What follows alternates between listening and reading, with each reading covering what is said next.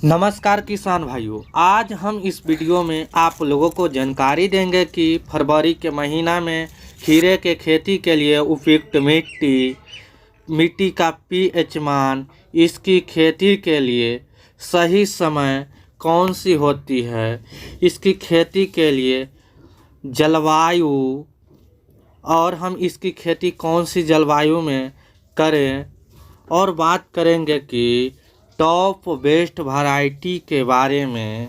इसकी कौन सी top best variety इस समय हमें लगानी चाहिए जो सबसे जल्दी तैयार होके मार्केट में जा सके और अच्छा परफॉर्मेंस ये वैरायटी दिला सके।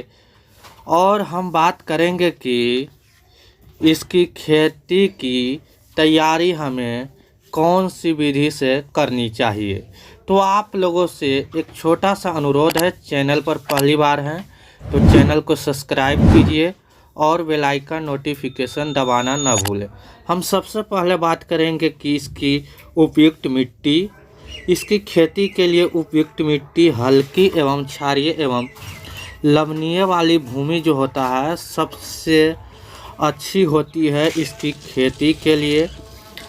आप इस भूमि में अच्छी तरह से इसकी खेती कर सकते हैं। बात कर लेते हैं मिट्टी का पीएच मान। इसकी खेती के लिए मिट्टी का पीएच मान 6.5 से लेके 7.5 तक अच्छी होती है। अब बात कर लेते हैं इसकी खेती के लिए सही समय। जो सही समय होता है इसकी खेती के लिए फरवरी से लेके मार्च महीने में इसकी आप बुआई कर सकते हैं। अब हम बात करेंगे कि खीरा के खेती जो होता है कौन सी जलवायु में इसका अच्छी उत्पादन और पौधा का विकास होता है। खीरा की फसल के लिए उपयुक्त जलवायु शुष्क जलवायु की कम पानी की आवश्यकता वाली फसल है।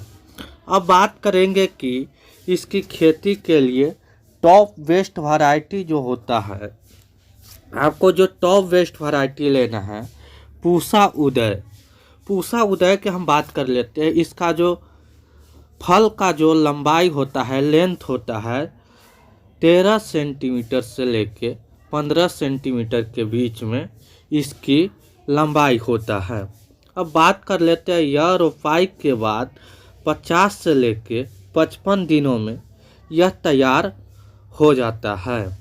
अब बात करेंगे कि इस दूसरा नंबर पर जो टॉप बेस्ट वैरायटी है पूसा संयोग।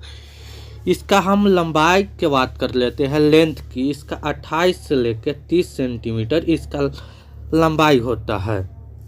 अब हम बात कर लेते हैं इसका जो रोपाई के बाद जो यह तैयारी हो जाता है, यह 40 से लेके 50 दिनों में यह बिल्कुल तैयार हो जाता है। जो हमने तीसरा नंबर पर जो टॉप बेस्ट वैरायटी बता रहे हैं वह है पूसा वर्ख। इसका हम बात कर लेते हैं। ये उत्पादन आपको 30 से लेके 35 टन प्रति हेक्टेयर यह उत्पादन दिलाता है। अब हम बात करेंगे कि इसकी जो खेती की तैयारी में, इसकी खेती आपको सबसे पहले 2 से 4 बार कल्टीवेटर से गहरी जुताई करवा लेनी है और उसमें सड़ी हुई गोबर खाद पदार्थ 1 एकड़ में आपको 4 ट्रॉली से लेके 5 ट्रॉली डाल देना है। और उसमें जितना भी खरपतवार होगा उसको आपको निकाल देनी है।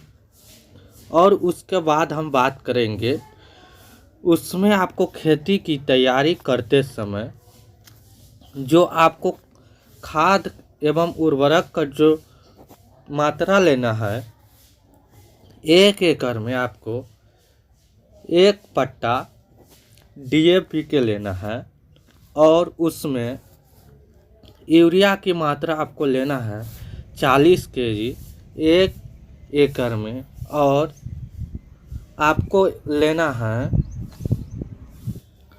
फास्फोरस 20 से लेके 25 kg, और आपको पोटास लेना है 35 से लेके 40 kg पर एकड़।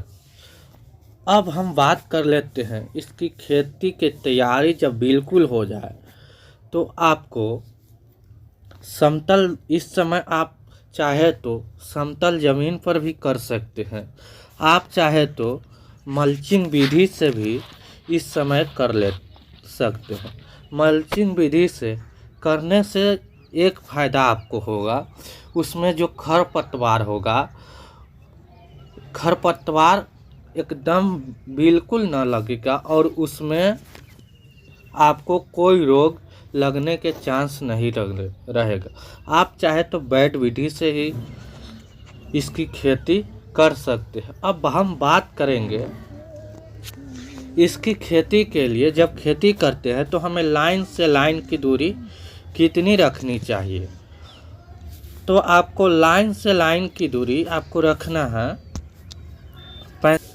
45 सेंटीमीटर से लेके 60 सेंटीमीटर के बीच में।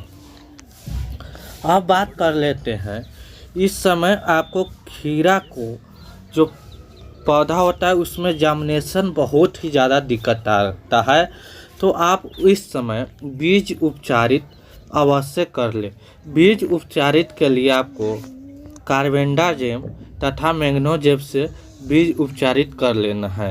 अब बीज की मात्रा की बात कर लेते हैं। 1 एकड़ में आपको 4 kg बीज की ज़रूरत पड़ेगा 1 एकड़ इसकी खेती के लिए। तो हम मिलते हैं नेक्स्ट वीडियो में नेक्स्ट इन्फॉर्मेशन के साथ। जय जवान जय किसान।